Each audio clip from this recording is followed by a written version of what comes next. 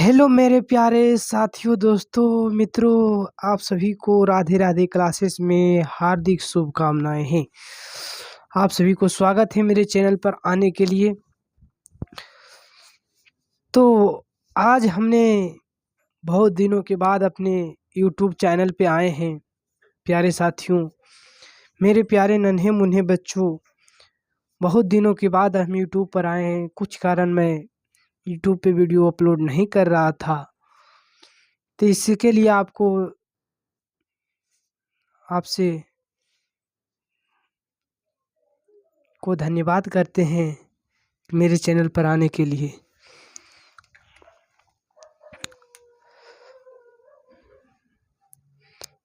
पहला नंबर हम बोलेंगे कि दुनिया को यदि जानना है, दुनिया को जानना है तो खुद को जान, दुनिया को जानना है तो खुद को जान, तो दूसरों के खोज में ना निकलो, तो खुद को पहचान।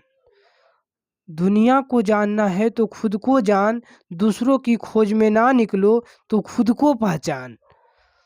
सबसे बेहतर तरीका से जो खुद को सुनेगा वो आसमान उड़ जाएगा, और जो दूसरों को देखकर चलेगा वो कभी आगे बढ़ ही नहीं सकता है, कभी आगे बढ़ ही नहीं सकता है। तू खुद कर खोज में निकल, तू खुद कर खोज में निकल, दुनिया की खोज कर मत करनेगा। तो तुम खुद कर खोज में निकल, दुनिया की खोज में मत निकल, तो खुद को पहचान, दुनिया को मत पहचान, सबसे बेहतर तू बन जाएगा। इसीलिए आज हम सबसे पहला नंबर आए हैं, एक चर वाले रैखिक समीकरण। एक चर वाले रैखिक समीकरण आप लोग को बताएंगे। एक चर वाले रैखिक समीकरण, एक चर वाले रैखिक समीकरण कैसे निकालते हैं। तो सबसे पहला नंबर याद रखना है, एक चर वाले रैखिक समीकरण। देखिए ये सारा है, आज पढ़ाए हैं हम ऑफलाइन क्लास में जो है ये सब चीज़, और सोचें कि ऑनलाइन में भी इसी चीज़ को पढ़ा दिया जाए। तो आप लोगों के लिए भी यही चीज़ लाए हैं। तो अभी नहीं समझ में आ रहा होगा, लेकिन अब मिटा के फिर से हम शुरू करते हैं। एकदम एकदम बेसिक से चलते हैं। जो भी मेरा वीडियो पर आए हैं तो क्लिक किए हैं, तो वीडियो को आराम से प्रेम से अंत तक देखिए। मेरा कहना है, पढ़ाई इतना धैर्य खोजता है, इतना धैर्य खोजता है कि कुछ कहने का नहीं। सबसे धैर्य खोजता है तो वो पढ़ाई खोजता है। आप सबसे आगे निकल जाइएगा जिस दिन आप धैर्यवान बन जाइएगा। आप सबसे आगे निकल जाइएगा जिस दिन आप धैर्यवान बन जाइएगा। धैर्य से ही धीरे धीरे मनारे, धीरे धीरे धीरे धीरे मनारे, धीरे धीरे फूल हुए, माली सींचे 100 घड़ा, तब फूल निकले। धीरे धीरे धीरे धीरे जब कोई पौधा लगाता है तो धीरे धीरे धीरे धीरे बड़ा होता है, तब फल फूलता है, तब फलता है। पहले फुलाता है तब फलता है। उसी प्रकार से विद्या ग्रहण करना एक तपस्या का चीज़ है। विद्या ग्रहण करना एक तपस्या का चीज़ है। आप आराम से सोचिए मत, कुछ हो सोचना, एकदम टेंशन फ्री हो जाइए। सबसे पहला नंबर, जिंदगी बहुत बड़ा चीज़ है। पढ़ाई हो गया और चाहे कुछ हो गया, करियर हो गया, ये ज़िंदगी का एक हिस्सा है। ये सब एक ज़िंदगी का हिस्सा है। मिला तो अच्छा, नहीं मिला तो और सुंदर। मिला तो अच्छा, नहीं मिला तो और सुंदर। लेकिन हम टेंशन फ्री होकर अपना 100% अपना काम पर फोकस करेंगे, 100% अपना काम पर फोकस करेंगे। तो उसके बाद देखते हैं कि मिलता है मंजिल की नहीं मिलता है। मंजिल तो मिलेगा ही मिलेगा, और मिलने का मज़ा भी आएगा।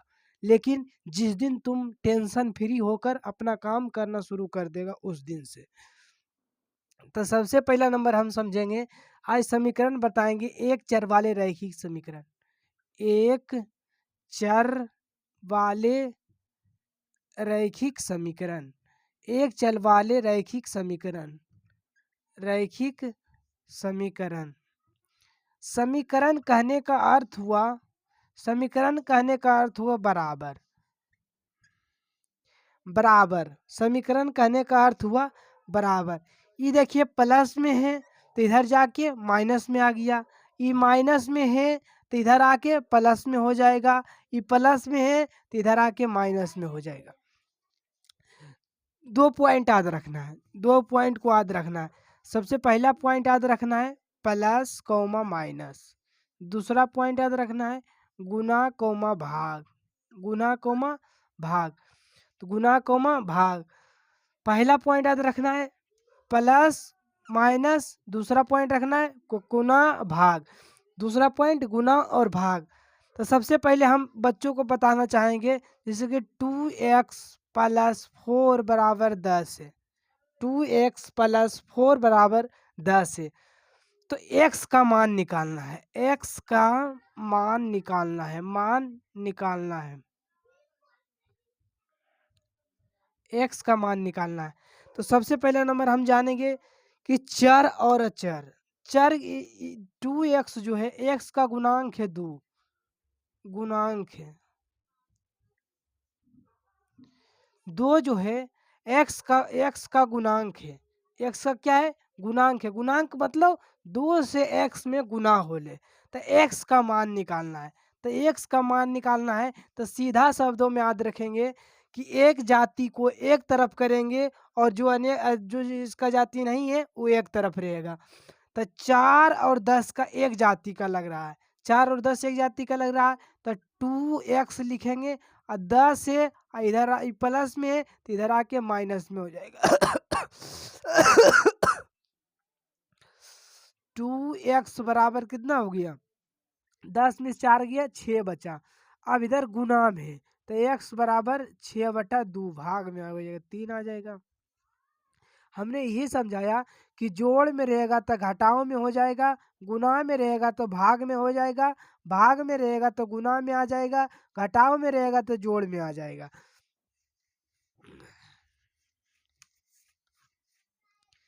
3x प्लस 4 बराबर 9। तो इधर देखो इधर जोड़ में है इधर, तो इधर आके घटाओ में हो जाएगा तो 3x बराबर 9 माइनस 4। तो 3x बराबर कितना हो जाएगा, 9 में 4 गया 9 में 4 गया 5, और x बराबर ये गुना में x 3x गुना में तो x बराबर 5/3। तो इधर गुनाम था तो इधर आके भाग में हो गया। तीसरा सवाल 9x प्लस 4 बराबर 16। 9x है तो 9x लिखेंगे, एक तरफ करेंगे इसको, 4 प्लस में है तो यहाँ के माइनस में हो जाएगा, ये दोनों गुना में है तो यहाँ के भाग में हो जाएगा। 16 में से 4 गया 8 4 चौका 16, 12 बच जाएगा। x का मान 12/9, 3 तिया 9, 3 चौका 12, x का मान 4/3 आ जाएगा। तो हेलो मेरे प्यारे दोस्तों, आप लोग यहीं तक वीडियो में ख़त्म करते हैं और आप लोग से ही नम्र निवेदन करते हैं कि मेरे वीडियो को आप प्रेम से देखिएगा तो आपको समझ में ज़रूर आएगा। हमें पूर्ण विश्वास है, हम मुझ पर खुद पर कि आप लोग को समझ में आ गया होगा। तो मेरे चैनल में आने के लिए आपको हार्दिक स्वागत करता हूँ।